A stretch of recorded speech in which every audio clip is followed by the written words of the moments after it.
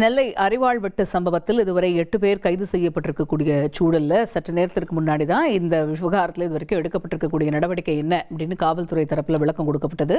இந்த நிலையில கைதானவர்களுடைய புகைப்படம் வெளியிடப்பட்டிருக்கிறது. கூடுதல் விவரங்களை கேட்டு பெறுவோம். செய்தியாளர் ராமசுந்தரம் இணைகிறார். Over to you Ramasundaram. Ambasamudram, Alangulam, அதுபோல மானூர், தெற்குப்பட்டி பகுதிகளில் அந்த அரிவாள் வெட்டு சம்பவத்தில் ஈடுபட்ட ஒரே குழுவை சேர்ந்த 8 பேர் கைது செய்யப்பட்டிருக்கிறார்கள். அந்த சம்பவத்தில் தொடர்புடைய சிலர் தேடப்படக்கூடிய சூழலில் அந்த கைதானவர்கள் 3 பேர் இளைஞர்கள். இந்த நிலையில தற்போது முக்கிய குற்றவாளிகள், இந்த சம்பவத்திற்கு மூளையாக செயல்பட்ட முக்கிய குற்றவாளிகளான 2 புகைப்படத்தை தற்போது காவல்துறையானது வெளியிட்டிருக்கிறது. இவருடைய பெயர் விவரம் உள்ளிட்டவைகளை அதிகாரப்பூர்வமாக இன்னும் சற்று நேரத்தில் வெளியிடுவதாக காவல்துறை தரப்பு தெரிவிக்கப்பட்டிருக்கிறது.